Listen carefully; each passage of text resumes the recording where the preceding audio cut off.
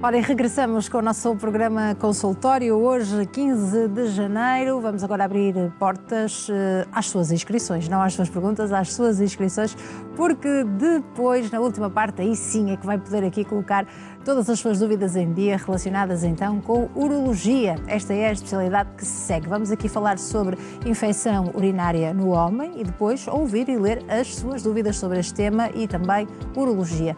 22 508 3297 é o número de telefone que pode já ligar para ficar então inscrito e depois poder participar no consultório. Tem também disponível o nosso endereço de e-mail consultório@portocanal.pt. Já sabe como isto funciona, pode também participar por escrito. Duas boas-vindas ao Dr. Pedro Nogueira da Silva, médico urologista. Obrigada, Sr. Doutor, por estar aqui connosco.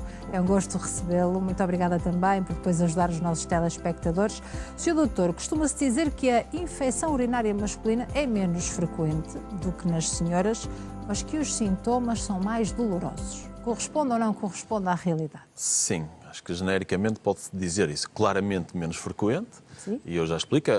A essência da questão é uma questão anatómica.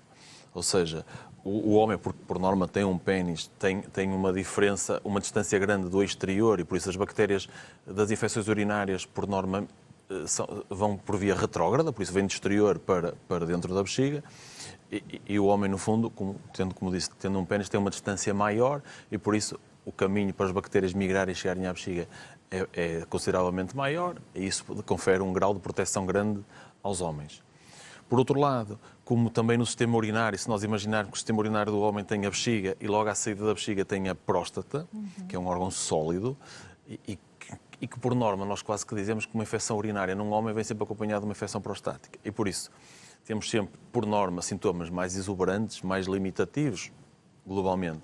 Por isso, o arder a urinar, o aumento da frequência, e estes são todos muito parecidos com os sintomas da mulher, a dor no fundo da barriga, a urgência miccional e muitas vezes, coisa que não é tão frequente na infecção, vou dizer, assistida, a infecção da bexiga simples da mulher, que é a infecção mais frequente, sim. Febre. Pronto. Isto são um conjunto de sintomas ligeiramente diferentes. O grosso deles são parecidos com o que as mulheres sentem. Depois temos aqui a questão da febre. Pronto. Outra diferença, e avançando já para o tratamento, é que por norma tratamos com cursos de antibiótico consideravelmente mais longos, nunca menos do que 10 dias, 10, 14 dias, exatamente porque, como há um envolvimento desse tal órgão que é a próstata, precisamos prolongar o tempo de antibiótico, porque é um órgão de penetração difícil para os antibióticos, e senão muitas vezes temos persistências bacterianas e acabamos de fazer um círculo curto de antibiótico num homem e passado 3 ou 4 dias ele volta a ter sintomas. Enquanto muitas infecções na mulher nós tratamos com uma toma única, ou duas tomas, ou 3 tomas no limite. É muito raro atualmente fazermos muito mais do que 3 tomas numa infecção simples na mulher. É necessário identificar a bactéria para definir o antibiótico? Sim, por norma, nas infecções, nós, principalmente num homem, tratamos da seguinte forma. Nós, idealmente, colhemos uma urina previamente ao antibiótico, mas, por norma, iniciamos empiricamente. O que é que isto quer dizer?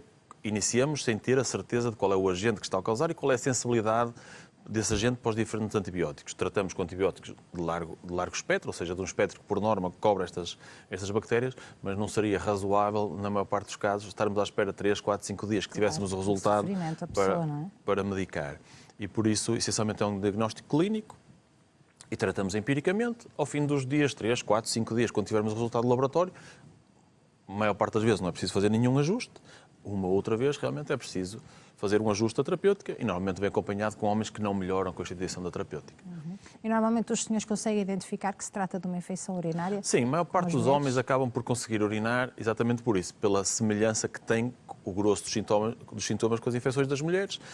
E como toda a gente, por norma, partilha esta informação, acabam por ter a percepção de que têm uma infecção urinária. Por isso, não vou dizer que não é impossível chegar a um homem com sintomas típicos de infecção urinária e não ter essa percepção, mas a grande maioria dos homens tem a percepção de que têm sintomas compatíveis com uma infecção urinária.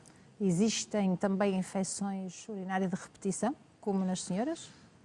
Ora, são muito menos frequentes.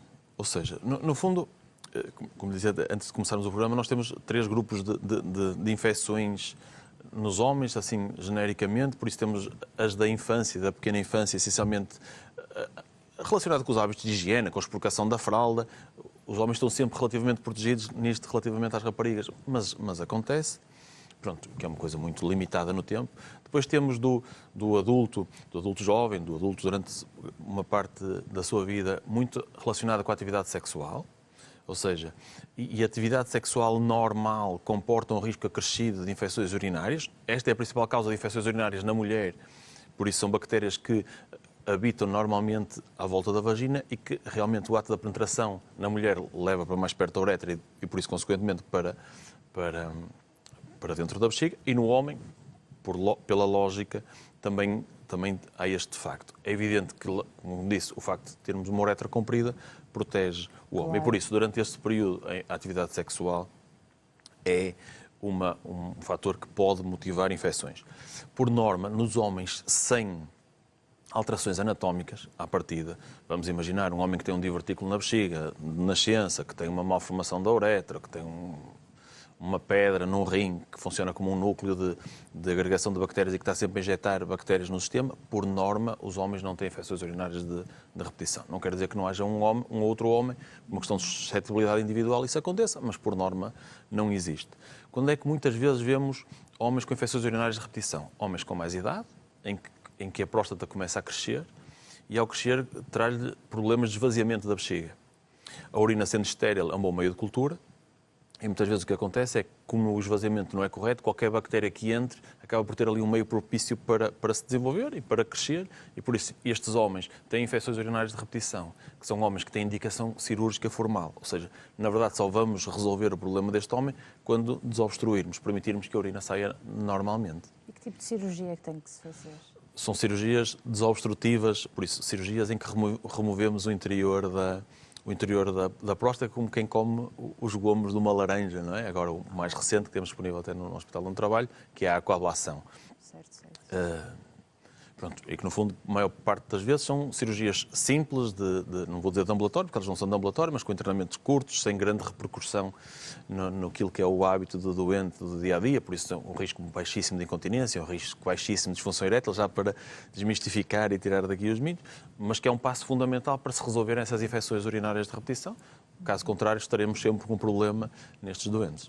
E eu estava a dizer há pouco, vamos falar de infecções urinárias no homem, claro, mas não é bem assim tão claro, porque as senhoras também vão ao médico urologista tratar das suas infecções urinárias. Sim, isso. Não é? As mulheres procuram essencialmente a urologia nas infecções urinárias de repetição, ou seja, naquelas mulheres que desenvolvem N números de episódios de infecção urinária num ano. A definição científica são mais de 6 episódios por ano.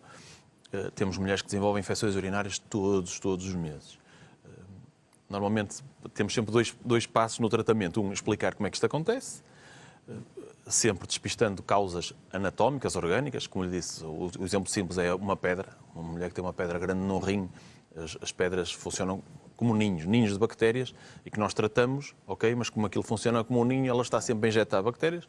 Mas a situação mais frequente, e como lhe disse, está associada à atividade sexual, é a prática normal da atividade sexual regular do casal, do que seja, e que, no fundo, está sempre a motivar estas infecções. A causa é sempre a mesma, o parceiro ali é só um veículo, as bactérias são da mulher e só faz no fundo, o trazer as bactérias para mais perto da uretra. Isto para que não haja, que há sempre esta questão, mas eu tenho uma infecção, foi o meu marido que trouxe, ou foi o meu namorado, e na verdade não é.